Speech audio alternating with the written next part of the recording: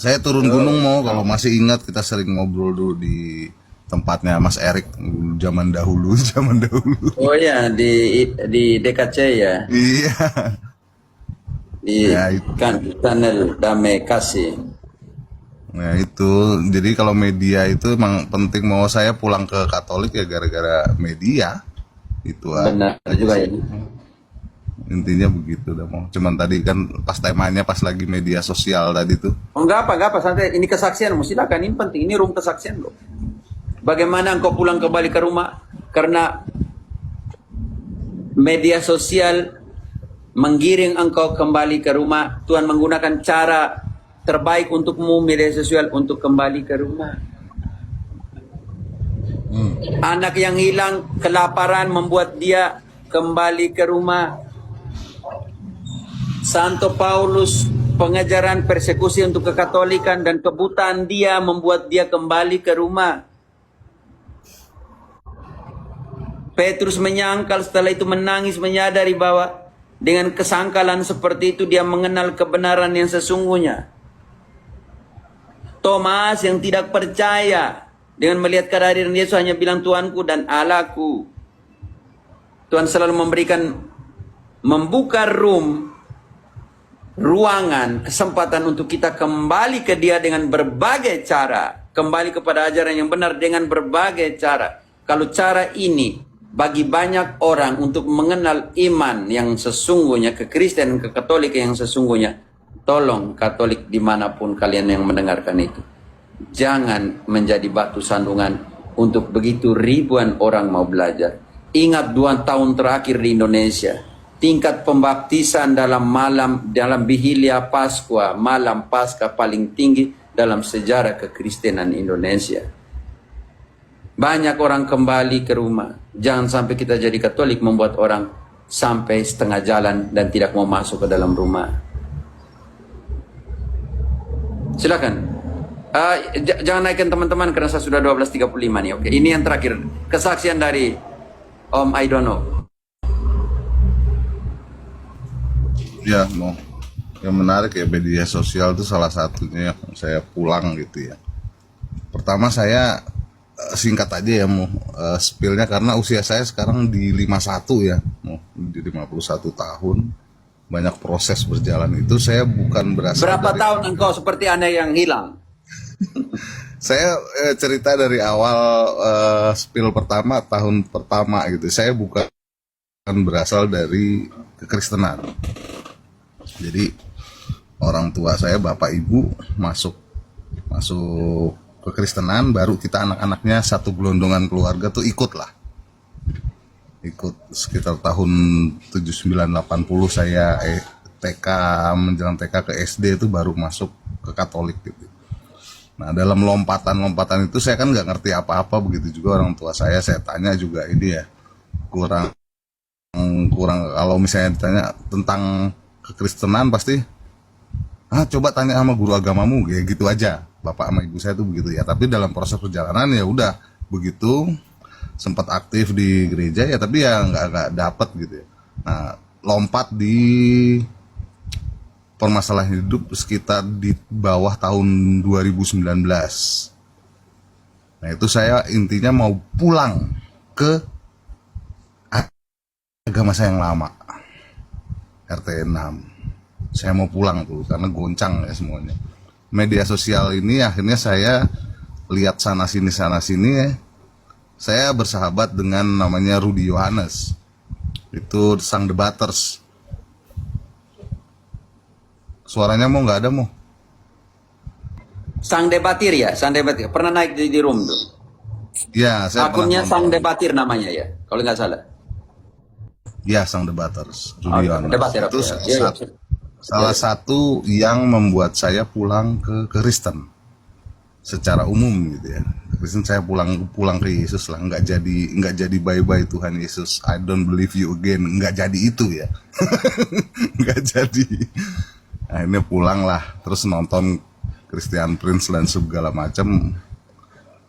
Nah, dalam perjalanan itu ya kita gabung lah ke teman-teman yang non Katolik, gabung saya sempat ditumpang tangan di salah satu ini ya gereja, kalau mungkin saya sebut Salvation Army gitu ya. Nah, proses itu, tapi ya pas saya pulang itu ada momentum yang akhirnya saya mau pulang itu mencari Allah itu setelah saya kehilangan sahabat saya. Itu persisnya di tanggal 20 Mei 2020, umur 45 tahun tuh, mau pulang. Banyak proses di situ.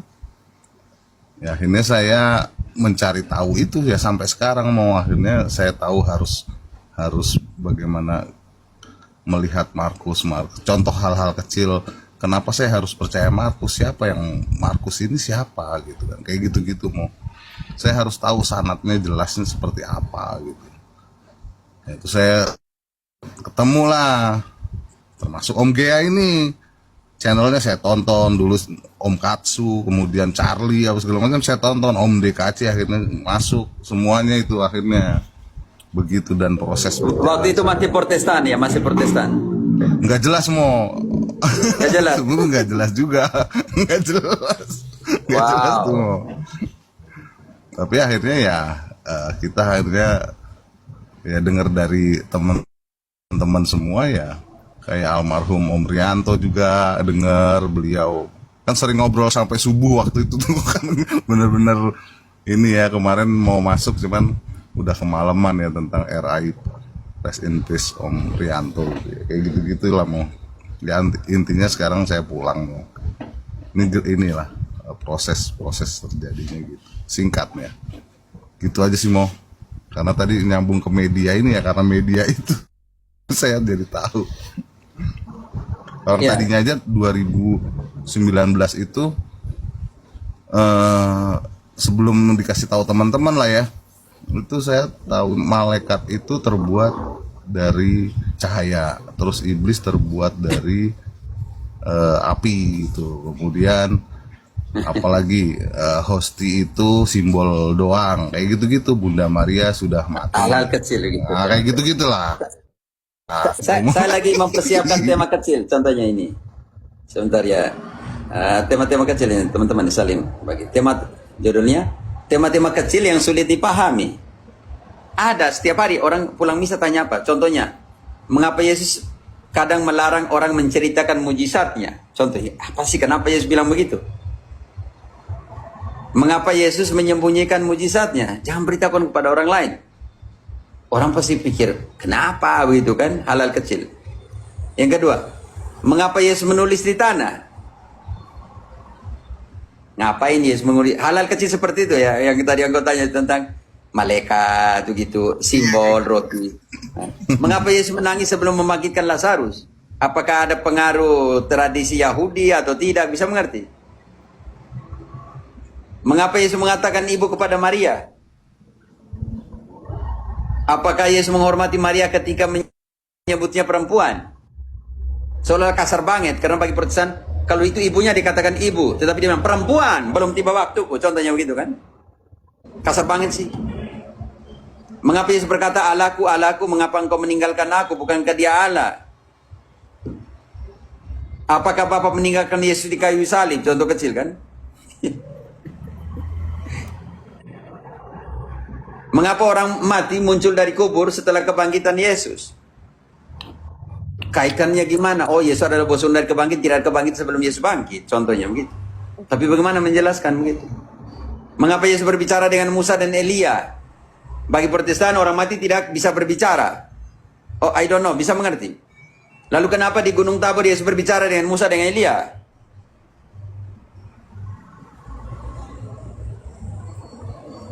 Ini pertanyaan saya. Mengapa Petrus berjalan di atas air tapi kemudian tenggelam? Mengapa Yesus menyebut dirinya anak manusia? Mengapa Yesus memberikan kunci kepada Petrus? Dasar biblisnya bagaimana? Dasar teologisnya seperti apa? Dasar historis kerajaan di Israel seperti apa? Daud beri kunci atau tidak? Oh, kaitan nih janji dari malaikat kepada Maria, anak yang akan kulahirkan akan disebut raja dan kerajaan tidak berkesudahan. Aku akan memberikan takhta Daud leluhurnya. Mengapa 12 takhta untuk para rasul diberikan? Ya sebuah takhta masing-masing atau bagaimana? Dalam konteks teologi biblis seperti apa takhta itu? Hal-hal seperti ini ya teman-teman. Atau kenapa Yesus dalam yang lain dia bilang dia adalah terang, dia adalah jalan, dia adalah kebenaran. Tapi ketika bab 6 Yohanes, dia omong real, akulah roti, akulah daging. Barang siapa makan aku. Ini bukan omong tentang simbol. Dia omong tentang sars, daging yang harus dikunyah, karena itu terminologi yang digunakan. Atau basar di dalam bahasa Ibrani. Itu terminologi yang digunakan untuk menyebut daging, bukan simbol.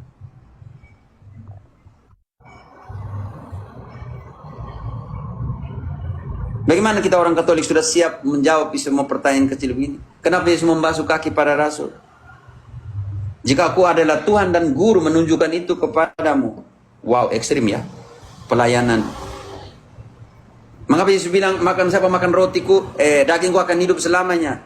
Apakah Yesus omong tentang simbol atau tidak di situ? Karena dia menggunakan terminologi Yunani sars, dia menggunakan terminologi Ibrani Aram bazar, artinya daging yang harus dikunyah.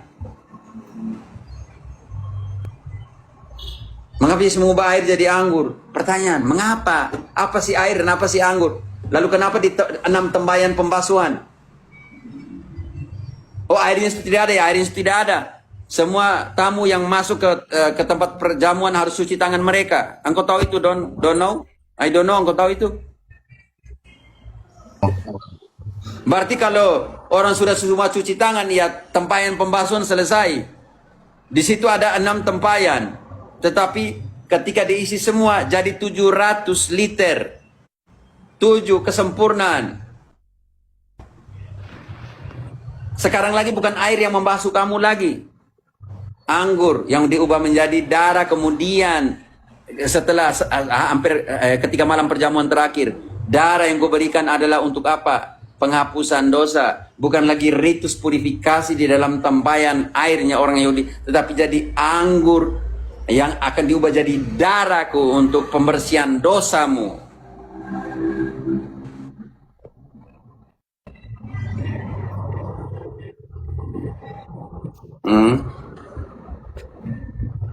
Tema-tema kecil ya teman-teman, semoga Katolik-Katolik. Tema-tema macam tadi biji sesawi. Engkau tadi ikut dari awal, I don't know. Udah ngikut dari awal, pas lagi ngomongin media sosial itu pas masuk. Oh ya. Makanya engkau tidak mengerti ketika saya buat anatomi dari biji sesawi itu. Kenapa Yesus gunakan biji sesawi dan bukan menggenapi apa yang dikatakan Yeskiel 17 tentang pohon aras yang megah? Kenapa biji sesawi?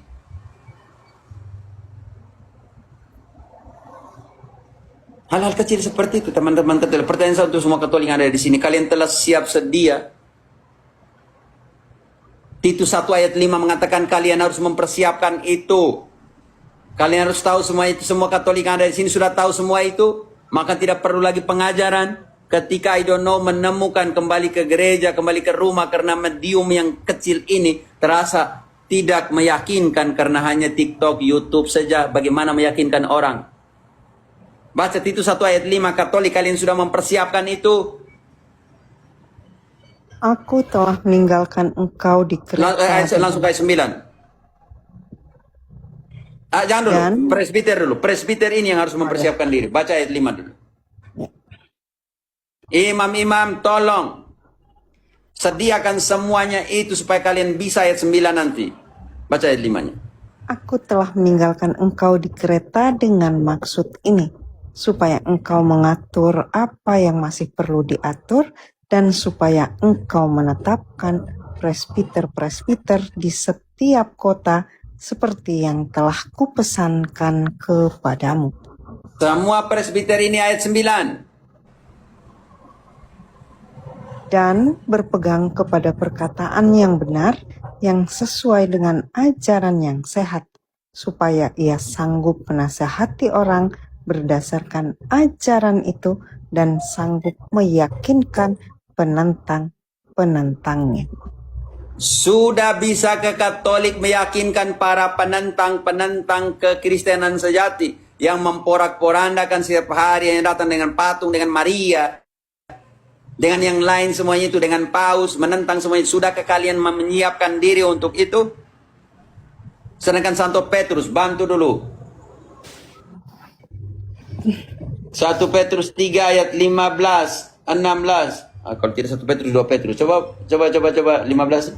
Tetapi kuduskanlah Kristus di dalam Oke, itu. Yang pertama, satu hal pertama, kuduskanlah Kristus dalam hatimu. Ketika Kristus ada dalam hatimu, di dalam pewartaan, engkau tidak akan menghakimi, engkau tidak akan menjelekkan, engkau tidak membidatkan, engkau tidak membuat yang seperti itu, engkau tidak omong jelek tentang orang lain. Lanjut. sebagai Tuhan, dan siap sedialah pada segala waktu untuk memberi pertanggungan jawab kepada tiap-tiap orang yang meminta pertanggungan jawab dari kamu tentang pengharapan yang ada padamu. Tetapi haruslah dengan lemah lembut dan hormat, dan dengan hati nurani yang murni, supaya mereka yang memfitnah kamu karena hidupmu yang saleh dalam Kristus menjadi malu karena fitnahan mereka itu. Rum jangan dijadikan tempat fitnah. Jadilah tempat pembelajaran, karena begitu banyak orang yang membutuhkan. Karena Matius 9 ayat 36, banyak umat kita seperti domba tanpa gembala. Tidak tahu mau cari makan di mana. Tidak tahu harus belajar dari mana. Melihat orang banyak itu, tergeraklah hati Yesus oleh belas kasihan kepada mereka, karena mereka lelah dan terlantar seperti domba yang tidak bergembala. Jangan biarkan umat kita di TikTok dimanapun berada berkelana ke sini.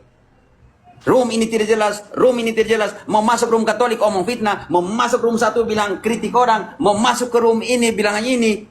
Katolik jadi bingung sendiri. Kami mau dengar pengajaran seperti apa? Yesus buat apa ayat 35? Mengajar dan mewartakan Injil untuk mereka atau tidak?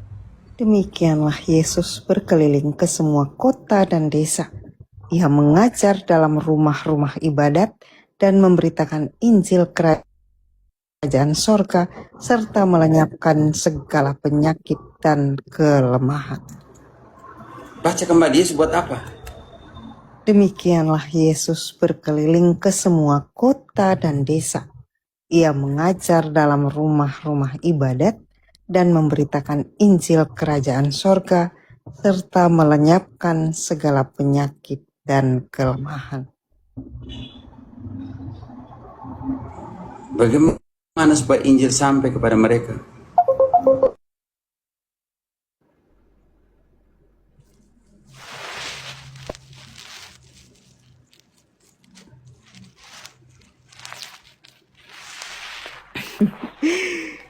Suanggi, nanti sebentar. Coba saya tanya Pater, boleh nggak? Tapi kayaknya sudah tidak boleh sih, sudah jam 1 soalnya makan siang ya. Di sana makan ya. Iya, sekarang harusnya jam 12 tadi Om.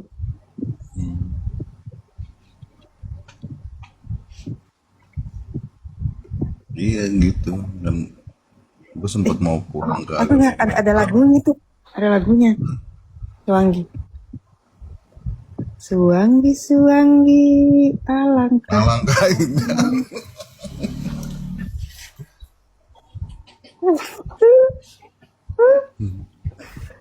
Mana Jas kabar Jas? Om Gia diam aja Om Gia. Halo. Dia sambil nusi. Iya Pater. Oke, sambil dengar. Umat ada. Pater Arifin itu sudah di sana. Umat minta untuk pergi makan siang. Dia pasal kopi di sini lama ya. Umat. Ya, saya dengar, sambil dengar. Oke, silakan. Pater itu Suanggi di bawah tuh pengen naik dan bertanya bagaimana Pater? Suang itu siapa? Nah, nggak tahu namanya Suanggi, dia bilang dia orang baik. Makanya tadi saya nyanyikan buat dia.